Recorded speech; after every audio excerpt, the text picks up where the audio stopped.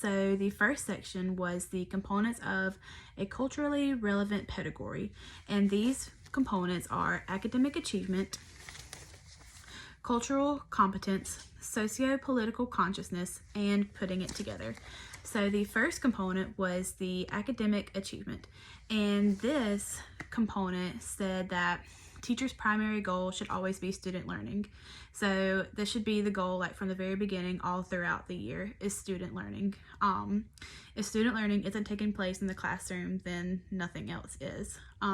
So teachers should be planning purposeful assignments and having long-term goals for their students. If students cannot relate to an assignment, they're not going to be engaged with it, and they're not going to do well on it. So, the assignments need to have meaning, not just like busy work for students to do, because this does not develop student learning. The second section is cultural competence, and this is instructing students to recognize and honor aspects of their own cultures while also acquiring access to wider cultures. So students need to be able to recognize their own culture in respect to other cultures. So the fourth section is putting it together, and this section is saying how teachers need to make sure that their students receive literacy instruction, and it all comes from the teacher. So teachers should be lifelong learners in order to continue teaching their students.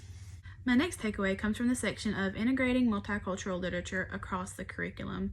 So this section is saying how teachers need to provide students with different texts that are engaging, and also teach students about the different diversities of the world and everyone's different cultures. My next takeaway comes from the section of multicultural books, and this section is just taking a closer look at all of the different books that teachers can use to support their students. This can include picture books, nonfiction, fiction, poetry, just anything that will engage the students in learning about different cultures of the world. Teachers need to make sure that these books not only reflect from students' lives, but also from different lives of the past. They need to be able to celebrate their experiences and be able to see themselves in that book as well. Students need to realize that they share the same common emotions, dreams, and hopes for the future as the people from the past, just as they do. Students have all these dreams that they want to achieve, and they need to realize that colored people from the past also have these specific dreams. So everyone is the same, and how our students are no different from people from the past. Teachers need to realize that students like to read books that they can relate to, that they can share their own experiences with. Students will be more engaged in these texts if they can relate to it better. Many teachers might be scared that if they use these certain type of books that it will offend people of these cultures, but this section provides multiple books that are appropriate for any classroom, and teachers need to avoid the temptation of just not teaching diversity altogether and check out some of these books, because these are really appropriate for the classroom and will be able to connect students to lives of the past from different diversities. So my next takeaway comes from the section of ways of knowing in a culturally responsive classroom. So it is very critical for teachers to know all of the different backgrounds of their students. It is important for them to know that their students come from different diversities and different cultures, and teachers can find this out by asking questions and observing students, how they are at school and how they are with their peers.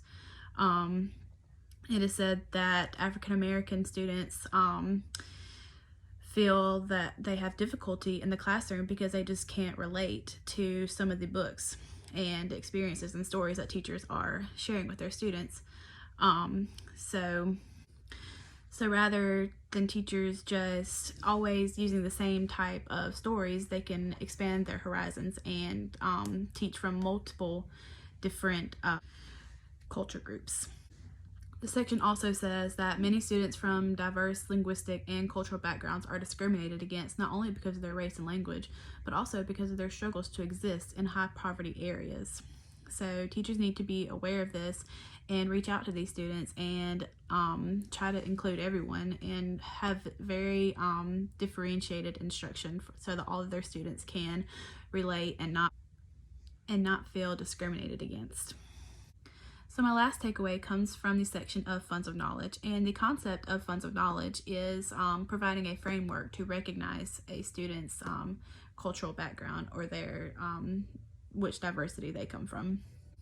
A teacher has to go out of their way to understand a student's background in order to help them succeed in the classroom. They need to be able to adjust the curriculum to meet the needs of all of their students and believe that every student in the classroom can be taught. Every student needs to be able to know that they can relate to the stories and not feel left out because they don't have anything to relate to. Teachers need to be able to show interest in students' lives. This will help the students be excited to learn and come to school if they know that their teacher is interested in their diverse background.